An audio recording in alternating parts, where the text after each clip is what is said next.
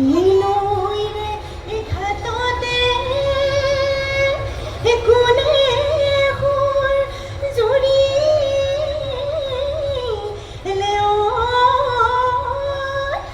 চেনাইছে নেহলে বুলি উজানো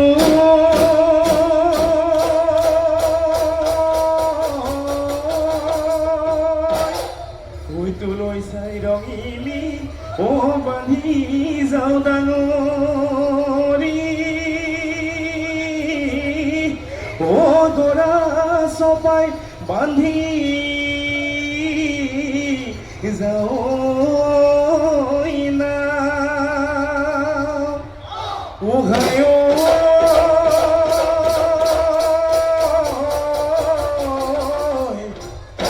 ৰাতিৰে ৰাতিটো ভাবো মনে মনে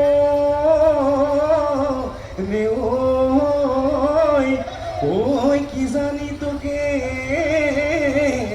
শুন পা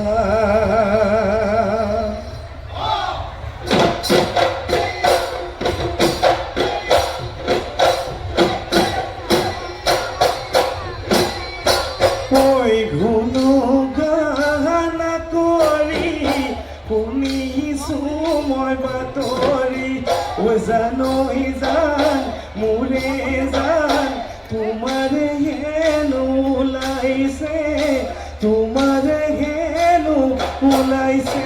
দৰা তুমি গুচি গলে দূৰণিৰে গাঁৱলে জানৈ জান মোৰে জান গগনাৰ মাত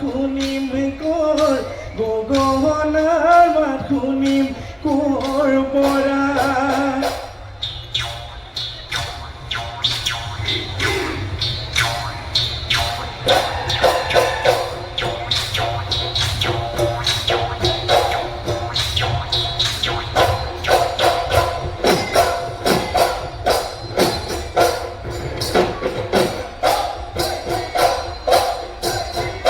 দেহিও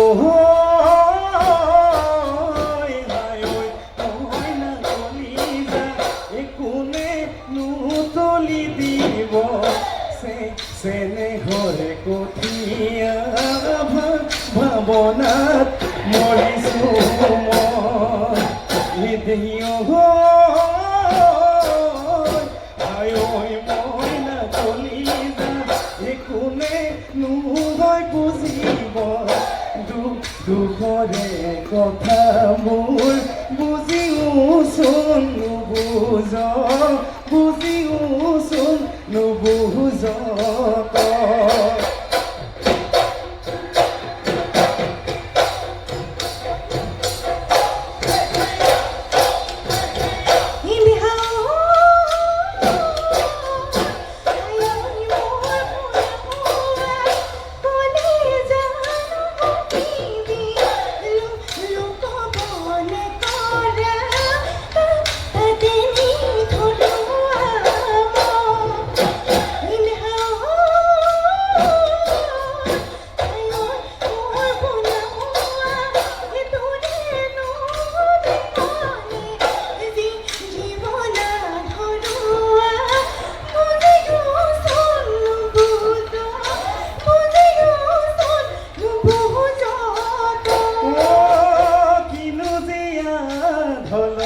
বালিয়ে পুতিলে দহবামে কৰি ঘৰে বাৰী পুতি উচন কৰিলে মাটি মনো মাটি হলে চিৰি মতি হলেও আমি আধি মাটি কৰি খেতি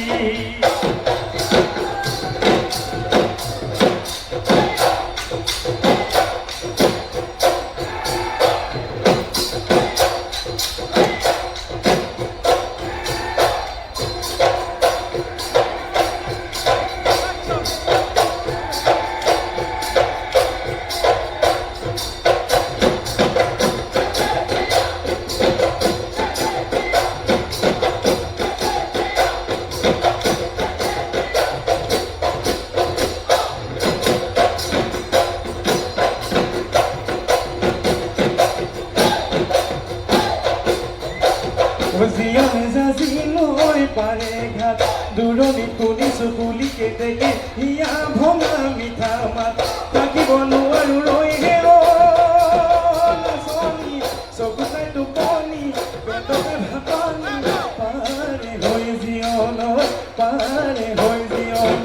ঘাট মৰম পাহৰিলি ঐ গান জীৱন যাচি নৈ পাৰে ঘাট চিনে পাহৰিলি ঐ গান জীৱন যাচি নৈ পাৰে ঘাট কি গতি কৰিলি মুখে গান জীৱন যাচি নৈ পাৰে ঘাট দূৰণিত শুনিছো কুলি কেতেকে হিয়া ভঙা মিঠা মাত থাকিব নোৱাৰো ৰৈ হে অ নাচনী চকুতে টোপনি পেটতে ভাতনি পাৰে হৈ জীৱনৰ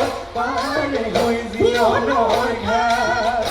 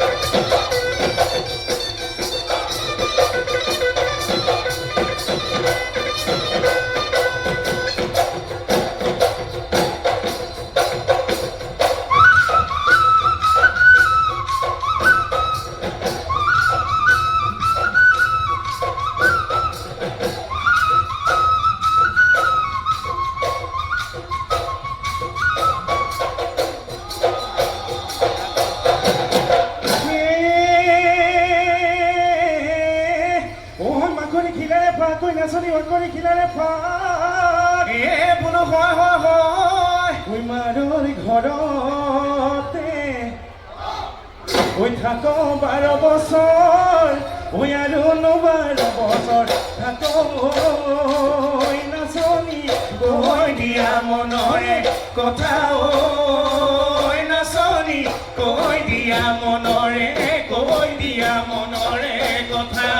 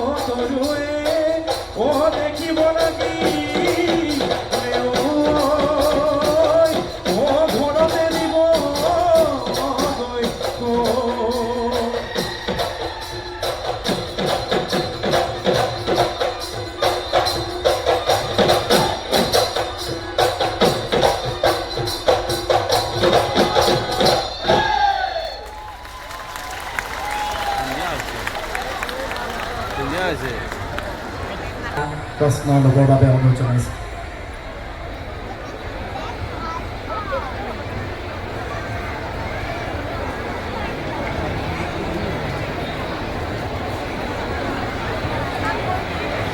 নমস্কাৰ।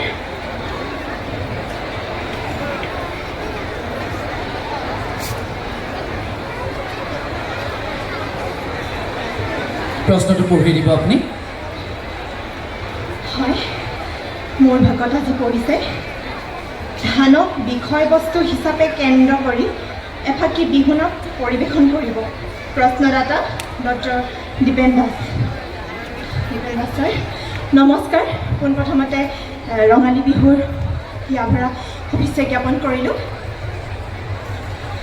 আজি মোৰ বিষয়ত পৰিছে ধানৰ বিষয়ে এফাকি বিহুনাম।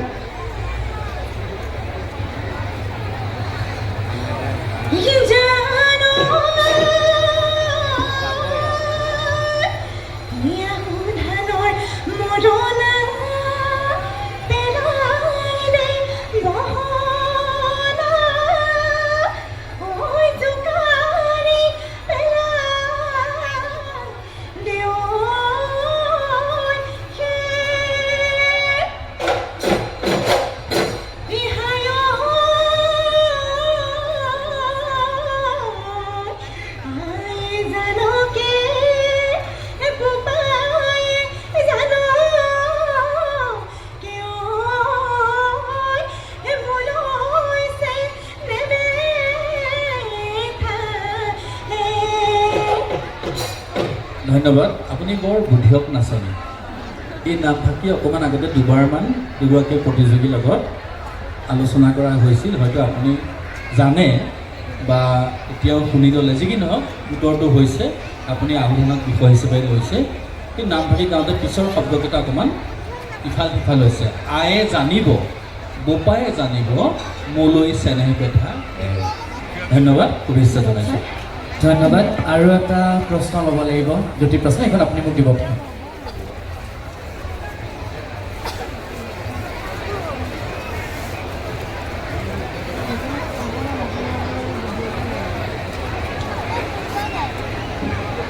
মোৰ ভাগত পৰা দ্বিতীয় প্ৰশ্নটি হৈছে অসমীয়া জাতিৰ জাতীয় জীৱনত অতি আদৰৰ গামোচা ভাগক স্থান কাল অনুসৰি আমি কি ধৰণে ব্যৱহাৰ কৰিব পাৰোঁ? এইটো প্ৰশ্ন বাইদেউৰ পৰা আহিছিলে। নমস্কাৰ বাইদেউ। নমস্কাৰ। আমি আমাৰ জাতীয় গামোচাখনক আমি বিহুৱান হিচাপে আমি ব্যৱহাৰ কৰিব পাৰোঁ। চেনাইখনত দিয়া হয় যেতিয়া আমি বিহুৱান বুলি কওঁ, যিখনত অকল এফালে আমাৰ ফুল থাকে, আৰু এখন আমি তিয়নি হিচাপে ব্যৱহাৰ কৰিব পাৰোঁ যেতিয়া আমি গান নাচিবলৈ ব্যৱহাৰ কৰোঁ, আৰু এখন আমি গোসাঁই ঘৰত দিবলৈ ব্যৱহাৰ কৰোঁ। গুৰু আসনত আমি ব্যৱহাৰ কৰোঁ। আৰু কোৱা আৰু আছে কোৱা, কিমানটা ক'ব লাগিব বুলি মই দিয়া নাই, কোৱাচোন বাৰু আৰু কিমান আছে আৰু ক'ত ক'ত গামোচা ব্যৱহাৰ কৰোঁ? আছে, তোমাৰ ওচৰে পাঁজৰে গামোচা ব্যৱহাৰে কৰি আছে, হয় নাই? আমি ঢোলত ব্যৱহাৰ কৰোঁ নিশ্চয়। আৰু বৰ্তমান সময়ত আমাৰ গামোচাই GI টেগো লাভ কৰিলে, তাৰ বাবে আমি অসমীয়া হিচাপে অতিশয় গৌৰৱান্বিত। লগতে খুব সুন্দৰ উত্তৰ। আৰু লগতে আৰু কোৱাচোন, আৰু অলপ আগতে গামোচাত কি কি ব্যৱহাৰ হৈ গৈছে মঞ্চত? আমি অতিথিক আদৰিবলৈ সন্মানৰ বাবে ব্যৱহাৰ কৰোঁ। নিশ্চয় নিশ্চয়, খুব সুন্দৰ। মই প্ৰশ্নটো এইকাৰণেই ৰাখিছোঁ, গামোচা আমি বেলেগ বেলেগ সময়ত বেলেগ বেলেগভাৱে সন্মান হিচাপে ব্যৱহাৰ কৰোঁ।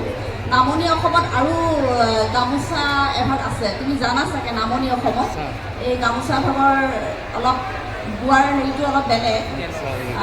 মাত্ৰ এখন শালত এবাৰে এখনেই লগায়। মই অলপ হিষ্ট্ৰী দিছোঁ, জানানে এই গামোচা ভাগৰ নাম? শালখনত আমি যেনেকৈ গামোচা বলে, কেইবাখনো গামোচা একেখন এবাৰ কাষতে বাতি কাষি এবাৰতে কেইবাখনো গামোচা লগাওঁ। নামনি অসমত এভাগ গামোচা আছে, সেইভাগ গামোচা মাত্ৰ এখন শালত এবাৰ এখনেই বয়, আৰু সেইখনত কোনো কেঁচি ব্লেড কটাৰী ব্যৱহাৰ নহয়। কোৱাচোন, মই বহুতখিনি কৈয়ে দিছোঁ। এনেই এইটো ওপৰ ইঞ্চি প্ৰশ্ন দেই, এনেই জানিবৰ কাৰণে কৈছোঁ।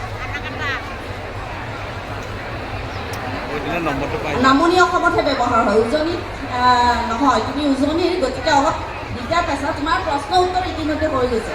এইখিনি আমি এনেই আলোচনা কৰিছোঁ দেই, ডেকাসকলকো কৈছোঁ, বিহুৱাসকলক। কোৱাচোন, পাৰিবা? কথা বুলি কয়নি বাৰু? নিশ্চয়। উত্তৰ ভাল লাগিছে। তুমি চিন্তা কৰি হ'লেও উত্তৰটো সুন্দৰভাৱে দিছা। ধন্যবাদ। তোমাৰ ভৱিষ্যত উজ্জ্বল কামনা কৰিলোঁ। ধন্যবাদ বাইদেউ। মোৰ আৰু মোৰ দলটিৰ ফালৰ পৰা সকলোলৈকে মই ৰঙালী বিহুৰ শুভেচ্ছা জ্ঞাপন কৰিলোঁ। ধন্যবাদ। ধন্যবাদ।